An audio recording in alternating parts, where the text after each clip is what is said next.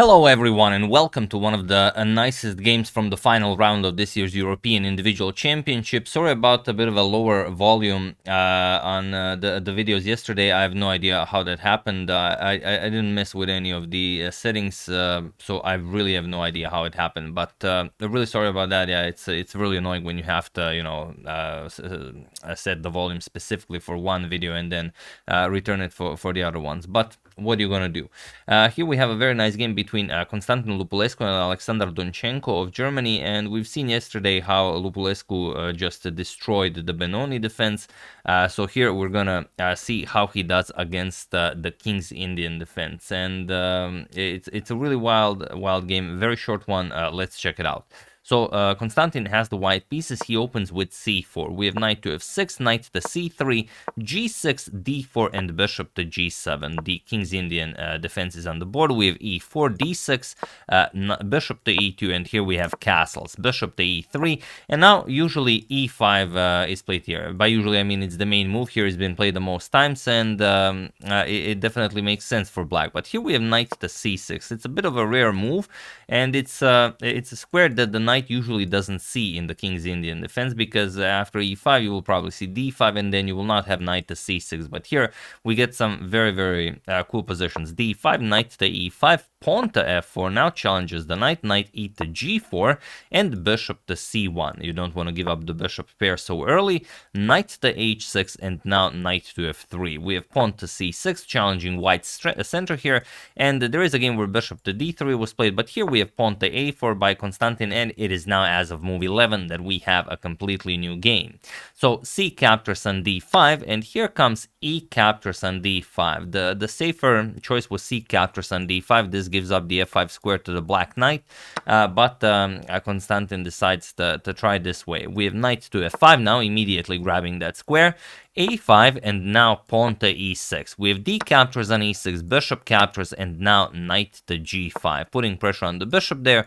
Rook to e8, and here we have a trade on e6. Captures, we have castles, and now queen to c7. Developing the queen, preparing to bring the other rook into the game, queen to d3, and now rook 8 to e8. We have bishop to f3, getting the bishop out of this weird square, so bishop to f3, we have pawn to h5, and it looks like black's position is just playing itself. You know that the knight is coming on g4, and there doesn't seem to be a good plan for white. King to h1, we have knight to g4, and now bishop captures on g4. You should just continue developing here, but Constantin decided to capture. We have h captures, and now bishop to d2, but now look at this beautiful diagonal. It's just inviting the black queen to go in for the attack. We have queen to d8 now, going after queen to h3, queen to h4, and while you could prevent this with a move like g3, then you open up this diagonal and it's not going to be any better.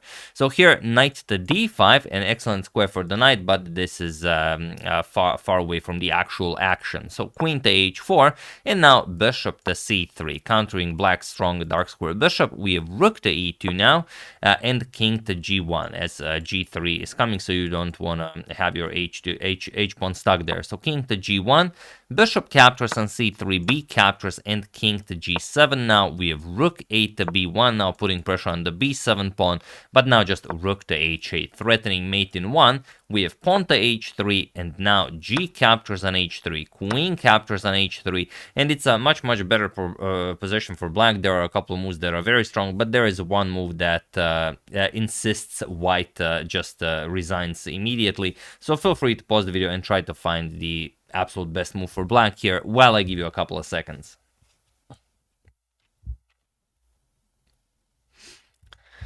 So for those of you who were able to do it, congratulations on spotting any of the cool moves like queen captures on h3 or even knight to g3. But for those of you who found queen to g3, congratulations, as this is instant resigns for white. And it was in fact in this position on move 29 that Constantin Lupulescu resigned the game, as there is nothing more to be done here. Once you see what happens when you trade queens, captures, you know that you see that there's no defense against rook to h1 checkmate. Regardless of what white plays on the next move, move, rook to h1 is black's next move, and that will be checkmate. And if you don't capture the queen after this, g captures and queen to g3, what else are you playing? The queen is attacked by the rook. Next move, rook will just capture the queen, and you don't have a reply to this. So of course queen g3 is instant resigns.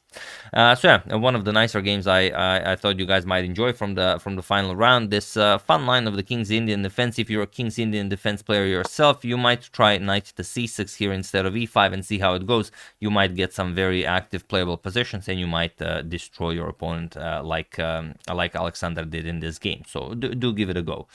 So yeah, that's the game. Hope you enjoyed it. I would like to wish a very happy birthday, which was yesterday, to Mr. Otto, and I would like to thank Jill Wildiers, Ryan Kavanaugh, Rob Boshov, and an anonymous person for your contribution to my channel. Thank you a lot. I really appreciate it.